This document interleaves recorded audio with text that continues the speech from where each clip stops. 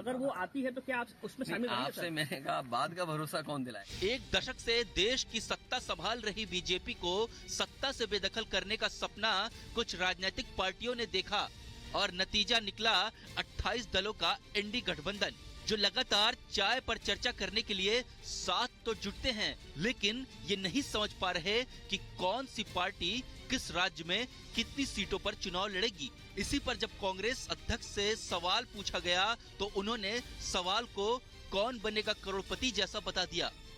हमारा काम न्याय दिलाना है और न्याय दिलाने के लिए सीटों की गिनती नहीं होती।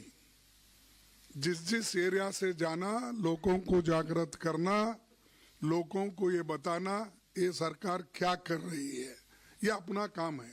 वोट देना लेना वो लोगों के, वोटरों के दिल की बात है।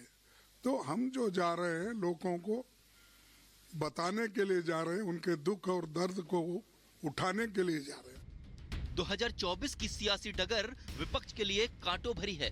जीत के लिए जिस इच्छा शक्ति की दरकार है वो फिलहाल इंडी गठबंधन में दूर दूर तक दिख नहीं रही है।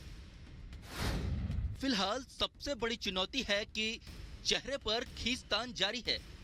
संयोजक के नाम पर फैसला नहीं, सीट बंटवारा अब तक तय नहीं, कॉमन मिनिमम प्रोग्राम तय नहीं, अब भी कई मुद्दों पर आपसी मतभेद।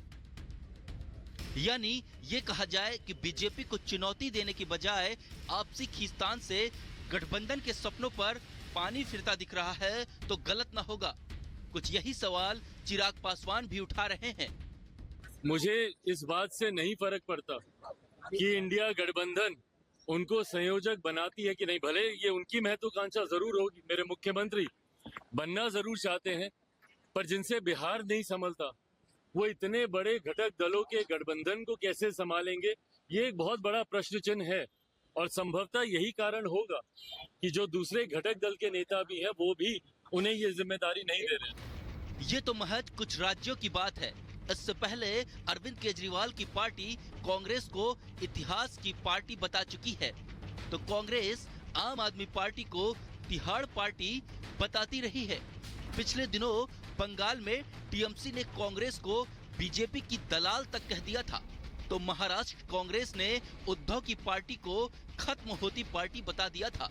जाहिर है जहां इतने मतभेद हों, अंतर्द्वंद हों, वहां सिरफुटौल तो होना तो लाजमी है। Bureau report, Republic Bharat. और चर्चित महादेव बेटिंग ऐप मामले में ईडी फुल एक्शन में है, क्योंकि पहले ही छत्तीसगढ़ के पूर्व सीएम भूपेश बघेल का नाम चार्जशीट में तो दाखिल है ही, लेकिन ईडी की तरफ से अब आरोप यह भी लगाया जा रहा है कि जो व्यक्ति डिलीवर करने गया था इस महादेव बेटिंग ऐप का पैसा, वो अभी भी अपने बयान पर कायम है। देखिए इसी से जुड़ी ये रिपोर्ट।